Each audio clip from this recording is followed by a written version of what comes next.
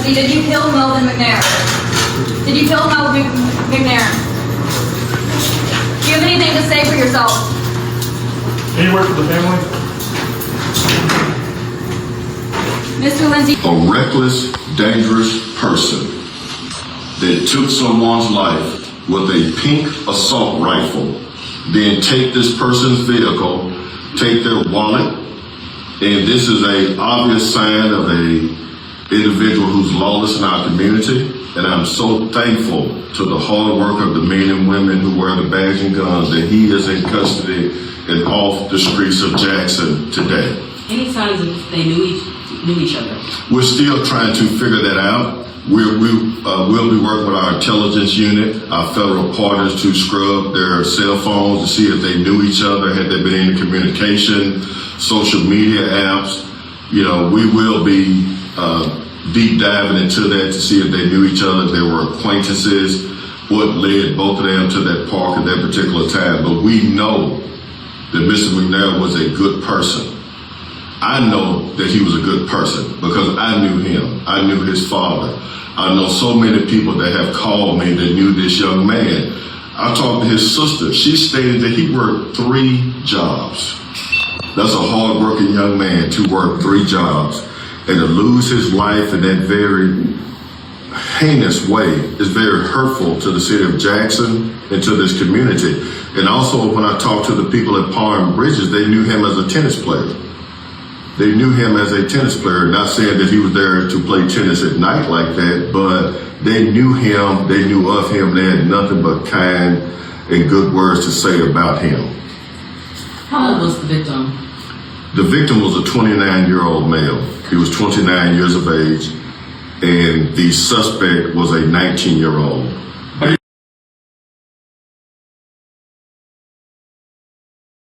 Veon. Have y'all interacted with Mr. Lindsey before? I'm not sure. I have not looked at his criminal history. Unfortunately, he's a young man. He's a 19-year-old.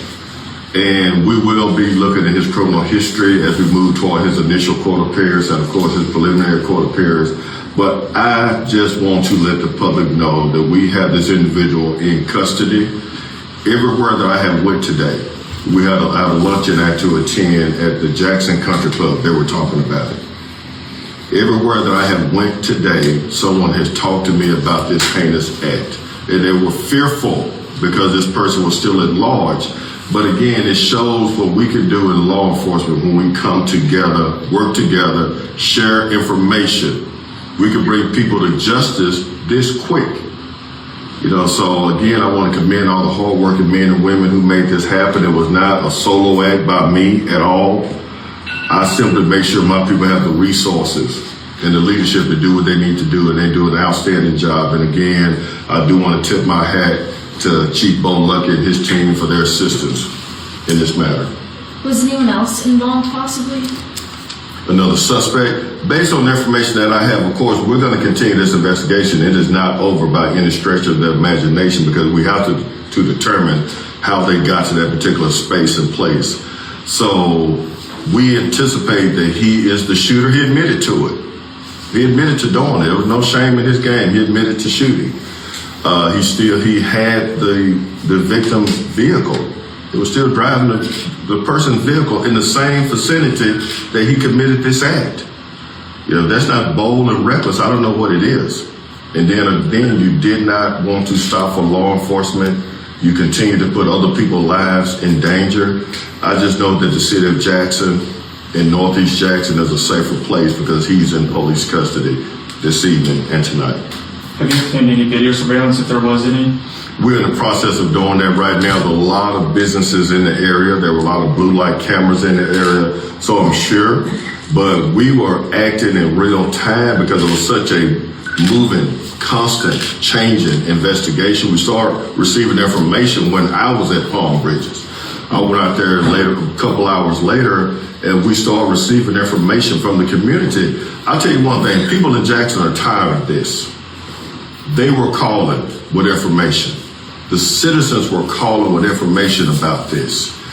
Coupled with their information, our technology, sharing that information with all law enforcement we brought this person in, and he will be held accountable for this heinous act at Parham Bridges.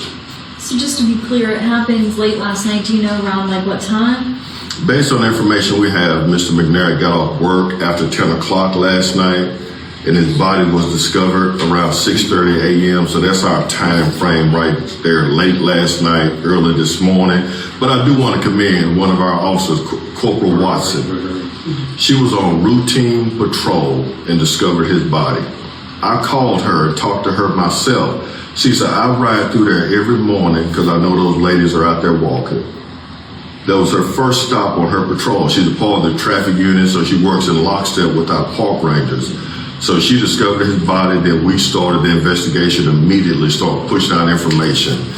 And I would have been, I'm so glad that no child or no citizen found his body, that we found it by doing what we're supposed to do, and that's patrol these areas. I know he's behind the camera, but if Chief Bo Lucky wants to say anything, I do want to recognize him. He just walked in the room, him and his team. One more thing. All right. Pretty much, if you could tell me what was Chief, found. come around, please. Chief, please. Oh, you want to stand over here? This is my workspace. This is where the magic happens, Chief. All right.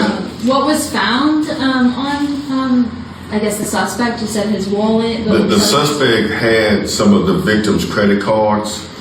The suspect was still in the victim's vehicle, and the murder weapon that he admitted to shooting the victim with was located too. It fell out of the vehicle as he tried to run from law enforcement, which was a pink assault rifle. Was the victim's phone on the victim or with the suspect? I do not want to deep dive that far into the investigation. All of that will come out as we proceed forward. But based on technology, sharing information, working with all law enforcement, and again, I want to thank Chief Bo Lucky. We work in lockstep. His resources, my resources, make for a safer city of Jackson. I want to thank him and his team for all the work that they do to help us every single day. Yeah, that's what I want to say. This right here is a great example of how communication between Jackson Police Department and Capitol Police.